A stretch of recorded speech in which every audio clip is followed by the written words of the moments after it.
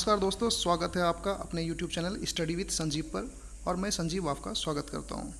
दोस्तों, आज के वीडियोज़ में हम पढ़ेंगे चार्टर एक्ट 1793, चार्टर अधिनियम 1793। दोस्तों, पिछले अधिनियम में हम लोगों ने पढ़ा था 1786 का अधिनियम, और आज हम लोग 1793 का चार्टर एक्ट पढ़ेंगे। चलिए जानते हैं पहले इनका उद्देश्य। देखिए, इनका मुख्य उद्देश्य ये था कि भारत में ब्रिटिश ईस्ट इंडिया कंपनी के व्यापारिक अधिकारों को 20 वर्षों के लिए आगे बढ़ाना। एक्चुअली हुआ क्या था कि जब हमारे यहाँ कंपनियाँ आई थी तो ऐसा नहीं था कि वो जब चाहे जितने समय तक यहाँ पर शासन कर सके, यहाँ व्यापार कर सके, ऐसा नहीं था। संसद के द्वारा कुछ समय दे करके उसे वहाँ से भेजा गया था। तो 1793 में जो चार्टर एक्ट लाया गया, इसमें यह कहा गया कि कंपनी के इस अधिकार को जो है, इस वैलिडिटी को आगे बढ़ाया जाए।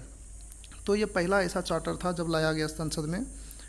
तो इसका मेन उद्देश्य यही था कि भारत में जो ब्रिटिश ईस्ट इंडिया व्यापार कर रही है, इसके अधिकार को 20 वर्षों के लिए आगे बढ़ा दिया जाए। यानी 20 वर्ष तक और भारत में व्यापार कर सकती है कौन? East India company. ठीक है, तो इसके लिए क्या विशेषताएं, क्या प्रावधान किया गया इस एक्ट में, इसको देखते हैं। पहला देखते हैं विशेषताएं क्या थी कि भारत में कंपनी के व्यापारिक वैधता यानी कि वैलिडिटी 20 वर्षों के लिए आगे बढ़ा दिया गया। यानी 20 वर्षों तक और ईस्ट इंडिया कंपनी व्यापार कर सकती है भारत में। ठीक है। दूसरी विशेषताएं, नियंत्रण बोर्ड के सदस्यों और कर्मचारियों का जो वेतन है वो भारत के कोष से दिया जाएगा। अब देखिए ये क्या हो गया, ये हमारे भारत के लिए बहुत ही गलत चीज़ हो गया था कि हमारे भारत के पैसे से जो है ये नियंत्रण बोर्ड के सदस्यों को और कर्मचारियों को वेतन दिया जाएगा, ऐसा प्रावधान कर दिया गया। ठीक है, कि नियंत्रण बोर्ड के जो सदस्य थे इसके और कर्मचारियों, इन दोनों के वेतन को जो है अब भारत के कोष से दिया जाएगा। ठीक है। नेक्स्ट, गवर्नर जनरल किसी भी विषय पर परिषद के निर्णय की अवहेलना कर सकता है। इसका मतलब क्या हुआ? हमने अभी पिछले वीडियोज़ में बताया था कि ये जो कॉर्नवालिस आए थे, इन्होंने क्या कहा था कि हम परिषद के हर एक बात को नहीं मानेंगे, ऐसा नियम बनना चाहिए। तो कॉर्नवालिस को ये तो अधिकार नहीं दिया कि ठीक है तुम किसी बात को मत मानना, लेकिन बोला था कि विशेष परिस्थिति में कुछ ऐसा स्थिति आता है तो तुम उसका बात नहीं मान सकते हो।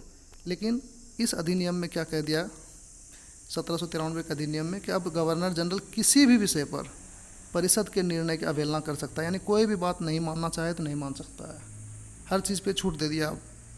तो गवर्नर जनरल को कह सकते हैं एक तरह से कि शक्तिशाली बना दिया गया। अब वो किसी भी विषय पर ये परिषद जो थी उसकी सहायता के लिए इसके बात को मानने के लिए तैयार ही नहीं था, उसकी अवहेलना कर सकता था। चौथी विशेषताएं क्या थी इस अधिनियम की? देखिए, ये डायग्राम जो है आपको देखने के लिए बार बार मिल रहा होगा इस तरह का, 1793 के रेगुलेटरी एक्ट में भी मिला होगा।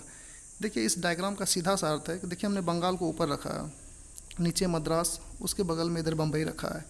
इसका मतलब ये हुआ कि ये जो अंग्रेज़ों की यहाँ पर ब्रिटिश ईस्ट इंडिया कंपनी जो थी वो 3 प्रांतों में अपना राज्य कर रही थी, बंगाल में भी, मद्रास में भी और बम्बई में भी। लेकिन बम्बई प्रेसिडेंसी जो थी इसको थोड़ा सा विशेष अधिकार दे दिया गया था। ठीक है, क्योंकि यहाँ के गवर्नर को गवर्नर जनरल बना दिया गया था। हमने 1773 के रेगुलेटिंग एक्ट में पढ़े थे। तो अब क्या हुआ, जब यहाँ बंगाल में गवर्नर जनरल बना दिया गया था और मद्रास में और बम्बई में यहाँ गवर्नर रह गया था, तो ये दोनों प्रांतों को जो है बंगाल के ही अधीन कर दिया गया था। देखिए हम यहाँ 2 एरो बनाए नीचे, इस एरो का मतलब यही है कि बंगाल जो है इससे ऊपर है, बाकी दोनों उसके अधीन है, नीचे अंडर में। यानी इन दोनों पे किसका नियंत्रण है? बंगाल का नियंत्रण रहेगा, मद्रास पे भी और बम्बई पे भी। ठीक है, तो ये डायग्राम हम इसलिए हम हर जगह जो है दिखाते हैं आप लोगों को। तो यह भी एक व्यवस्था कर दिया गया कि जो बंगाल के गवर्नर जनरल थे इसको विशेष अधिकार दे दिया गया। क्या चीज़ का? पहली बात तो नियंत्रण का, कि अब मद्रास पे और बम्बई प्रांत, यानी ये दोनों प्रांतों में अब विशेष नियंत्रण कर सकता है। यदि कुछ गलत करता है ये दोनों तो इसको मना कर सकता है बंगाल का गवर्नर जनरल। ठीक है, और क्या विशेषताएं थी और क्या अधिकार दिया गया?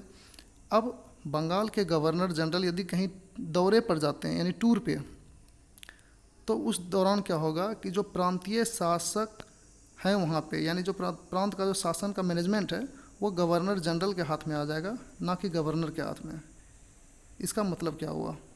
देखिए, मान लीजिए ये बंगाल के गवर्नर जनरल जो हैं वो आ गए मद्रास। अब क्या होगा, जो मद्रास में गवर्नर है यहाँ पे, उसका अधिकार ख़त्म हो जाएगा। यहाँ का जो मैनेजमेंट है, यहाँ का जो प्रबंधन है, यहाँ का जो शासन चला रहा था, अब वो गवर्नर का अधिकार ख़त्म हो जाएगा। कब तक? जब तक कि ये बंगाल का गवर्नर जनरल फिर वापस बंगाल ना चला जाए। यानी जब तक वो मद्रास में रहेगा तब तक मद्रास में पूरा प्रांत का शासन का मैनेजमेंट जो है, प्रबंधन जो है, वो गवर्नर जनरल करेगा। फिर जब वो वापस चला जाएगा तो मद्रास का जो गवर्नर है वही शासन करेगा यहाँ पे। ठीक है। सेम उसी तरह से यदि बंगाल का गवर्नर जनरल मुंबई आता है तो मुंबई का जो गवर्नर था इसका अधिकार ख़त्म हो जाएगा और यहाँ जो है पूरा प्रबंधन वो बंगाल का गवर्नर जनरल करेगा जब तक वो यहाँ रहेगा। फिर वो यहाँ से जब वापस चला जाएगा तो फिर बम्बई में जो गवर्नर था वो अपना शासन चलाएगा, वो अपना प्रबंधन करेगा।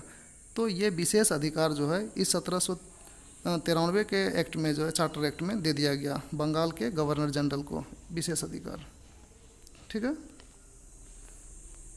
और क्या विशेषताएं थी कि जो गवर्नर जनरल थे और जो प्रधान सेनापति थे, इसकी शक्तियां अलग अलग कर दी गई।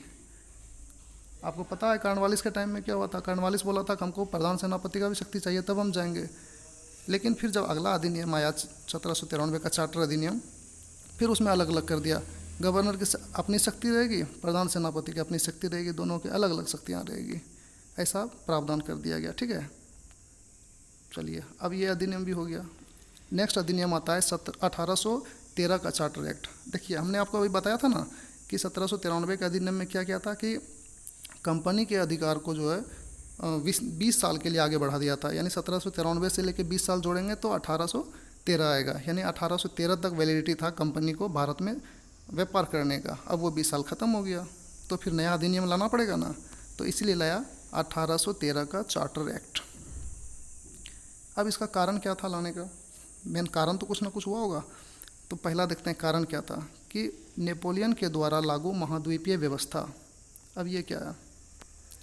देखिए, ये नेपोलियन जो बोनापार्ट थे ये फ्रांस के रहने वाले थे। वो अपने देश के आसपास यानी फ्रांस के आसपास जो भी देश हैं, इटली, स्वीडन वगैरह सभी देशों पे इन्होंने अपना राज कर लिया था। सभी देशों को जीत करके हर जगह अपना वो राज कर रहे थे।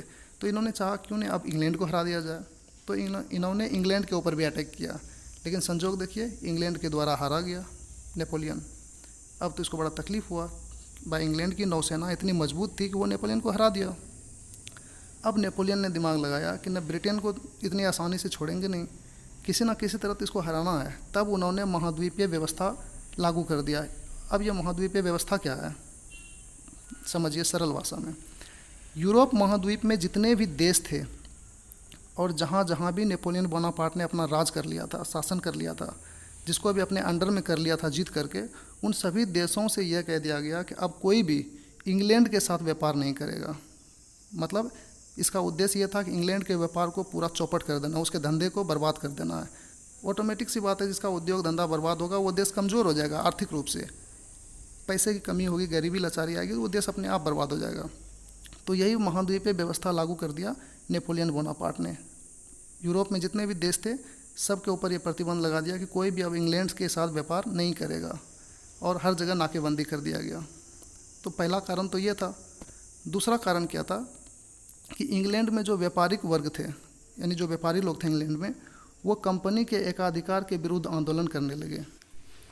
देखिए, कहने का मतलब ये हुआ कि जो इंग्लैंड में व्यापारिक वर्ग थे और ये चाह रहे थे कि अब हम भी जाएंगे भारत में व्यापार करने के लिए, लेकिन वो कैसे आएगा? भारत में तो एक जो ईस्ट इंडिया कंपनी आ चुकी है पहले से, उसको एकाधिकार दे रखा है, यानी कह रखा है कि हम दूसरे कोई भी कंपनी को या कोई भी व्यापारी को भारत में भेजेंगे नहीं, तुम अकेला ऐसा कंपनी होगा जो अधिकार करेगा। ये ईस्ट इंडिया कंपनी को एकाधिकार दे रखा था।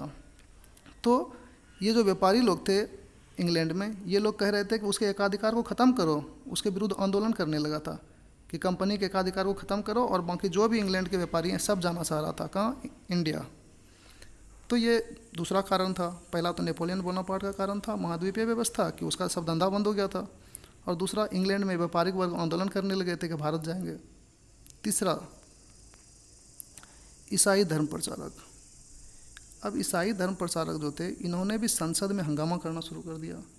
इसका भी कहना था कि हम भारत में जाएंगे प्रचार करने के लिए, ईसाई धर्म का हम प्रचार करेंगे, लेकिन उसको भी नहीं आने दे रहा था। तो उन्होंने भी आंदोलन शुरू कर दिया कि हम भी भारत जाएंगे अपना ईसाई धर्म का प्रचार करने के लिए। 3 कारण हो गया। चौथा कारण था लॉर्ड वेलेस्ली, जो कि इंडिया में उसमें गवर्नर जनरल थे। उन्होंने क्या किया, भारत में युद्ध और विजय की नीति अपनाई। अब ये युद्ध और विजय की नीति क्या है? तो लॉर्ड वेलेस्ली ने एक ही नीति अपनाया कि भारत में यहाँ के राजाओं के साथ युद्ध करो, उसको हरा के विजय हासिल करो और अपने साम्राज्य का विस्तार करो। और वेलेस्ली ने वैसा ही काम किया। इस वेलेस्ली को आप जब भारतीय इतिहास में पढ़ाएंगे तो बताएंगे ये वही लॉर्ड वेलेस्ली है जिन्होंने सहायक संधि को चलाया था। सहायक संधि क्या है वो डिटेल से हम बताएंगे जब मॉडर्न हिस्ट्री पढ़ाएंगे। तो ये समझिए कि ये युद्ध और विजय की नीति थी लॉर्ड वेलेस्ली की। युद्ध करो, हराओ दूसरे को, उसके ऊपर विजय हासिल करो और उसके राज को अपने राज्य में मिला लो। तो ये सब देख करके ब्रिटिश संसद में ये सोचा गया कि नया अधिनियम लाओ और इस चीज़ को बदलो, ये ठीक नहीं है। लेकिन जो कंपनी थी वह व्यापारिक संस्था से अधिक राजनीतिक संप्रभु बन गई। इसका मतलब क्या हुआ? इसका मतलब ये हुआ कि जो ये कंपनी थी ये जितना व्यापार नहीं करती थी, इससे ज़्यादा इसका काम हो गया अब भारत में राजनीति करना। ये राजनीति करने लगा। इससे नुकसान भी हुआ कि जो इस युद्ध नीति के कारण जो कंपनी थी वो कर्ज के बोझ में डूब गई। अब व्यापार उसका बंद हो गया, सिर्फ राजनीति करने लगा यहाँ पे, तो कर्ज के बोझ में डूब गया। कौन? East India company. तो ये भी एक कारण था। तो इन्हीं सभी कारणों से जो है ये 1853 का चार्टर एक्ट लाना पड़ा। अब देखते हैं कि इसका उद्देश्य क्या है। देखिए 1813 का चार्टर एक्ट का उद्देश्य था कि भारत में जो कंपनी है इसके एकाधिकार को समाप्त करना ही पड़ेगा, क्योंकि वहाँ आंदोलन करने लगे थे बाकी व्यापारी कि हम कहाँ जाएंगे व्यापार करने, क्योंकि यूरोप में तो नेपोलियन बोनापार्ट सभी देशों में धंधा ही बंद करवा दिया इंग्लैंड का। तो कंपनी लोगों का सामान बर्बाद होगा, वो कहाँ व्यापार करेगा। तो वहाँ आंदोलन करने लगा भारत जाने के लिए। तो अब इस अधिनियम में मेन उद्देश्य था कि जो भारत में कंपनी पहले से है उसके एकाधिकार को समाप्त कर देंगे। दूसरा, यूरोपीय ईसाई मिशनरीज़ को भारत में प्रचार की अनुमति देना। यानी जो ईसाई लोग थे वहाँ पे धर्म प्रचारक, वो भी आंदोलन कर रहे थे कि हम भारत में जाएंगे अपने धर्म का प्रचार करेंगे। तो ये 2 उद्देश्य थे इस एक्ट का। अब देखते हैं कि विशेषताएं क्या थी, यानी इस चार्टर एक्ट में क्या क्या जोड़ा गया, क्या क्या प्रावधान किया गया। पहला, भारत में कंपनी के व्यापार को 20 वर्षों के लिए बढ़ाया गया। बताया था ना 1773 में पहला चार्टर एक्ट आया था और उसमें कहा गया था कि हर एक 20-20 वर्ष पे जो है कंपनी के वैलिडिटी को यानी वैधता को आगे बढ़ाते रहेंगे। तो 1773 से 20 वर्ष बढ़ाया तो हम लोग आ गए कहाँ तक? 1813 तक। अब 1813 में 20 वर्ष खत्म हो गया, फिर नए 20 वर्ष के लिए यानी 1813 से लेकर के 1833 तक के लिए इसकी कंपनी के शासन को बढ़ा दिया गया। मतलब कंपनी भारत में व्यापार कर सकती है। लेकिन दूसरा व्यवस्था क्या किया कि भारत में कंपनी का व्यापारिक एकाधिकार समाप्त कर दिया। कहने का मतलब क्या है कि कंपनी 20 साल के लिए भारत में व्यापार करेगी, लेकिन ऐसा नहीं है कि सिर्फ वही कंपनी करेगी, इसके साथ साथ दूसरी कंपनियां भी आके यहाँ व्यापार कर सकती है, दूसरे लोग भी आकर के व्यापार कर सकते हैं। अभी तक क्या था कि कंपनी का एकाधिकार था, सिर्फ ईस्ट इंडिया कंपनी ही शासन करती थी, लेकिन अब इसका एकाधिकार को क्या किया? समाप्त कर दिया गया। यानी क्या हुआ कि अब जो है दूसरी कंपनियां भी यहाँ आकर के व्यापार कर सकती है, या फिर कोई व्यक्ति आकर के कोई भी अंग्रेज व्यापार कर सकता है। तो इससे कंपनी को बड़ा दिक्कत हुआ। तो कंपनी कई बार बोला भी कि ऐसा मत कीजिए, हम बर्बाद हो जाएंगे, हमारा धंधा चौपट हो जाएगा। लेकिन संसद ने इस बात को नहीं माना, लेकिन थोड़ा सा छूट दिया। वो छूट क्या था? चीन के साथ व्यापार और चाय का व्यापार, इन दोनों पे एकाधिकार बना रहा। ये इसलिए दिया गया कि कंपनी के ऊपर चूँकि बहुत सारा बोझ हो गया था, तो वो अपना शासन को चला पाए, अपने प्रशासन को चला पाए, इसलिए इन 2 चीज़ों पे एकाधिकार रहने दिया। यानी कि चीन के साथ व्यापार कर सकते हो और चाय का व्यापार कर सकते हो।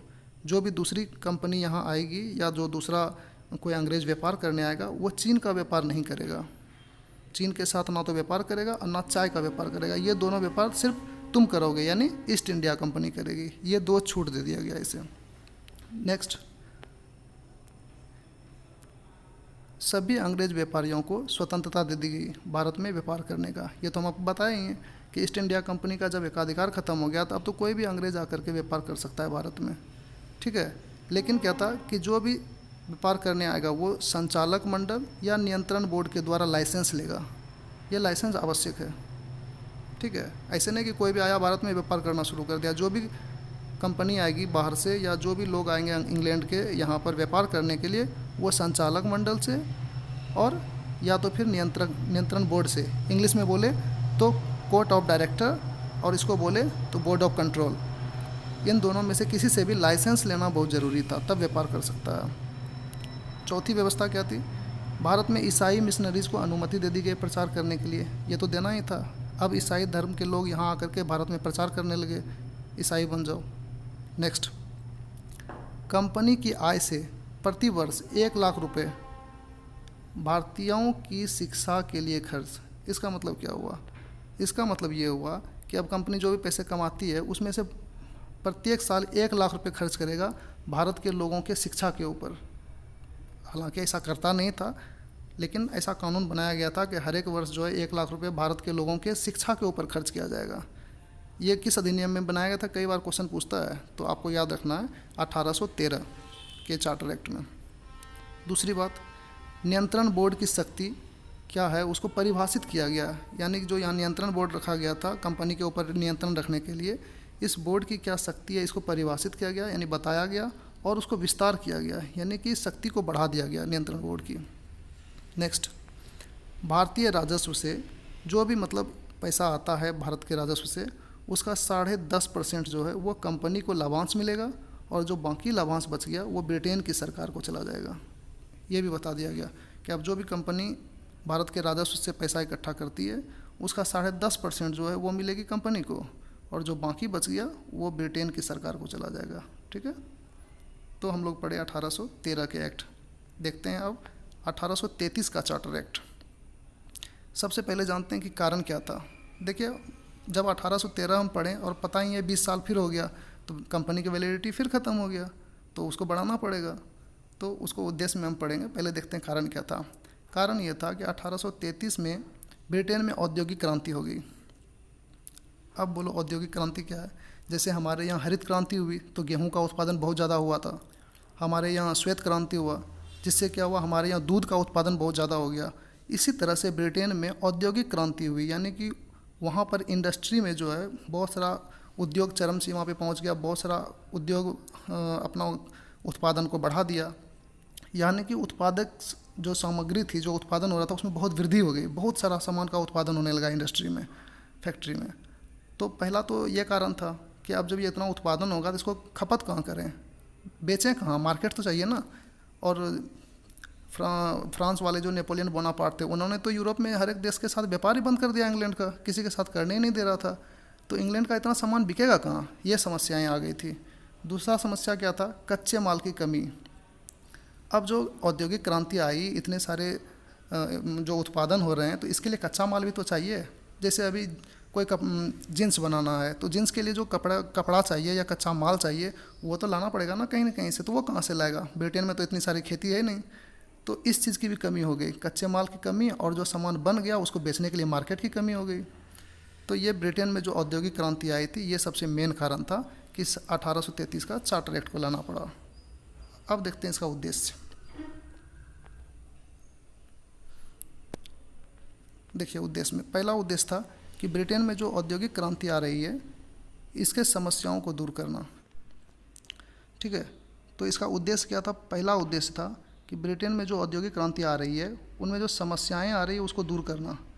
दूसरा क्या था कि ब्रिटिश भारत में केंद्रीकृत सरकार बनाना, यानी जो हमारा भारत में जहाँ जहाँ भी अंग्रेज़ों का शासन था वहाँ पे केंद्रीकृत सरकार बनाना, यानी एक सरकार बनाना जो पूरे भारत पे राज करे। ठीक है, ये 2 उद्देश्य थे। अब देखते हैं कि इस उद्देश्य को पूरा करने के लिए क्या प्रावधान किया गया, यानी क्या विशेषताएं की गई इस चार्टर एक्ट में। देखिए, पहला, भारत में कंपनी के अधिकार को 20 वर्षों के लिए बढ़ाया गया। वो तो बढ़ाना ही था क्योंकि उसकी वैलिडिटी ख़त्म हो गई थी, हर एक 20 साल में बढ़ाते रहता था, तो 1833 में भी बढ़ा दिया 1853 तक के लिए, यानी 20 साल के लिए। दूसरी विशेषताएं क्या थी कि कंपनी के एकाधिकार को समाप्त कर दिया गया, यानी कि थोड़ी देर पहले भी बताए थे पिछले वीडियोज़ में कि चाय के ऊपर और चीन के साथ व्यापार करने का एकाधिकार छोड़ दिया गया था, लेकिन क्या हुआ, इस अधिनियम चार्टर एक्ट में ये भी ख़त्म कर दिया गया, यानी अब आप चाय का व्यापार और चीनी का व्यापार भी एकाधिकार नहीं रहा। अब चीन के साथ कोई भी व्यापार कर सकता है, चाय का व्यापार भी कोई भी व्यापारी कर सकता है, ये भी ख़त्म कर दिया। नेक्स्ट, भारतीय प्रदेशों का प्रशासन ब्रिटिश सम्राट के नाम से जाना जाएगा। यानी अब ये नहीं कह सकते हैं जहाँ जहाँ कंपनी शासन कर रही है वो कंपनी का क्षेत्र है, अब ये कहा जाएगा कि यहाँ ब्रिटेन का शासन चल रहा है, यानी ब्रिटिश सरकार का, सम्राट का। ठीक है। नेक्स्ट, अंग्रेज़ों को अब बिना अनुमति के भारत में आना, भारत में रहना और भूमि खरीदना ये छूट दे दिया गया। कोई भी अंग्रेज़ भारत में बिना अनुमति के आके रह सकता है। ठीक है, तो ये भी व्यवस्था कर दिया गया। नेक्स्ट, अब देखिए, बंगाल के गवर्नर जनरल को भारत का गवर्नर जनरल कहा जाने लगा। इसका मतलब क्या हुआ? इसका मतलब ये हुआ कि जो बंगाल का गवर्नर जनरल पहले होता था, अब ये पूरे भारत का गवर्नर जनरल बन गया। यानी ये तीनों प्रांतों का एक महान गवर्नर जनरल, भारत का गवर्नर जनरल। उस समय बंगाल का गवर्नर जनरल था लॉर्ड विलियम बेंटिक, और इसी को बना दिया भारत का पहला गवर्नर जनरल। एग्ज़ाम में खूब पूछा जाता है ये सवाल कि भारत का पहला गवर्नर जनरल कौन था? यही था, लॉर्ड विलियम बेंटिक। इसी को यह सौभाग्य प्राप्त हुआ। ठीक है। और क्या व्यवस्था किया गया? और ये व्यवस्था किया गया कि जो इस गवर्नर जनरल की हेल्प के लिए एक परिषद बनाया जाता था, गवर्नर जनरल की हेल्प के लिए गवर्नर जनरल परिषद, इसको कानून बनाने का अधिकार दे दिया गया। यानी अब चाहे वो मद्रास पे हो, बम्बई पे हो या बंगाल पे हो, तीनों प्रांतों पर कानून बनाने का अधिकार जो है वो दे दिया गया। किसको? गवर्नर जनरल को और उसकी परिषद को। पहले क्या था? मद्रास में कानून बनाना है तो यहाँ का गवर्नर बनाएगा, बम्बई में कानून बनाना है तो यहाँ का गवर्नर बनाएगा, बंगाल में बनाना है तो यहाँ का गवर्नर जनरल बनाएगा। लेकिन अब ऐसा नहीं है। अब क्या है कि इस पूरे तीनों प्रांतों पे कानून बनाना होगा, तो भारत का जो गवर्नर जनरल है और उसकी जो परिषद है ये मिलकर के कानून बनाएगी। ये अधिकार दे दिया गया। नेक्स्ट, अब क्या हुआ कि जो गवर्नर जनरल की परिषद थी उसकी सदस्य संख्या पुनः 3 से बढ़ा करके 4 कर दिया गया। देखिए, उसमें बताए थे ना, पिट्स इंडिया एक्ट के टाइम में जब पढ़ा रहे थे कि शुरू में जब 1773 का रेगुलेटिंग एक्ट था उस समय भी सदस्य संख्या 4 था, फिर उसको घटा के बीच में 3 कर दिया गया था। और फिर अभी जब 1833 का चार्टर एक्ट आया तो उसमें क्या कह दिया कि जो अब गवर्नर जनरल की सहायता के लिए जो परिषद होगी, इसकी सदस्य संख्या 3 की जगह नहीं 4 होगा। यानी 3 तो हो था ही, एक चौथा और बढ़ा दिया गया। लेकिन एक शर्त रखा गया कि वो जो चौथा सदस्य होगा वो कानून विशेषज्ञ होगा, यानी कानून के अच्छा जानकार होना चाहिए उसको। और वो पहला व्यक्ति था लॉर्ड मैकाले। यही लॉर्ड मैकाले पहला था जो कि कानून विशेषज्ञ बना था यहाँ का। ठीक है। नेक्स्ट, भारत में दास प्रथा को गैर कानूनी घोषित किया गया। मतलब भारत में जो दास प्रथा चल रही थी, बहुत सारी कुप्रथाएं थी ना, दास प्रथा, बाल विवाह प्रथा, सती प्रथा, और अभी के टाइम में देखें तो दहेज प्रथा। तो इसी तरह वहाँ पे भारत में जब पहले दास प्रथा थी, इस दास प्रथा को अवैध घोषित कर दिया गया, यानी गैर कानूनी घोषित कर दिया गया इसी अधिनियम में। और ये एग्ज़ाम में खूब क्वेश्चन पूछा जाता है, याद रखिएगा। ठीक है। और ये गवर्नर जनरल को निर्देश दे दिया गया कि आप जो है दास प्रथा को समाप्त कीजिए। ठीक है। और फिर जाकर के 1884 में क्या हुआ, भारत में दास प्रथा का अंत हो गया। ठीक है। नेक्स्ट है कि सिविल सेवकों के चयन के लिए, जो सिविल सेवा का परीक्षा होता है तो उसके चयन के लिए खुली प्रतियोगिता परीक्षा का आयोजन का प्रयास किया गया। हालांकि ऐसा सफल नहीं हुआ, बाद में फिर ये नियम को हटा दिया, लेकिन ऐसा प्रयास किया गया था, पहली बार ऐसा प्रयास किया गया था। नहीं तो इसके पहले क्या होता था, गवर्नर जनरल जिसको चाहेगा वो उसको मनोनीत करता था, चुन लेता था गवर्नर, जिसको भी चुनना होगा वो सिविल परीक्षा में वो उसको चुनता था। लेकिन ऐसा नहीं है, अब ये बना दिया गया नियम। एक मिनट। अब जो है सिविल सेवकों के चयन के लिए जो है प्रतियोगिता परीक्षा होना चाहिए, ऐसा व्यवस्था किया गया। लेकिन बाद में बताया ना कि जो कोर्ट ऑफ डायरेक्टर्स था, संचालक मंडल, उन्होंने इसका थोड़ा विरोध किया, बाद में फिर ये प्रावधान हटा दिया गया। लेकिन प्रयास किया गया था। यदि आपसे एग्ज़ाम में पूछे कि पहली बार सिविल सेवकों के चयन के लिए प्रतियोगिता परीक्षा का प्रयास कब किया गया, तो आपको याद रखना है 1833 के चार्टर एक्ट में। नेक्स्ट, कंपनी के समस्त व्यापारिक अधिकारों को समाप्त कर दिया गया और सिर्फ प्रशासनिक अधिकार दे दिया गया। यानी कहने का मतलब अब जो ईस्ट इंडिया कंपनी थी वो व्यापारिक कंपनी ना रह करके अब वो प्रशासनिक बन गई निकाय। ठीक है। तो अब कंपनी के व्यापारिक अधिकारों को समाप्त करके उसे प्रशासनिक अधिकार दे दिया गया, यानी अब व्यापार ना करके वो प्रशासन यहाँ चलाएगा, ऐसा अधिकार दिया गया 1833 के चार्टर एक्ट में। ठीक है, तो दोस्तों आज हम पढ़ लिए इतने 1833 ईस्वी के चार्टर एक्ट तक। उम्मीद करते हैं आपको ये वीडियो अच्छी लगी होगी। आप इसका एक अच्छा खासा नोट्स बना लीजिएगा, बहुत ही हेल्प मिलेगी। तो फिर मिलते हैं अगले वीडियो में एक नए एक्ट के तहत और एक नया अध्याय लेकर के और एक नए अधिनियम को लेकर के। तब तक के लिए अपना ख्याल रखिए। नमस्कार।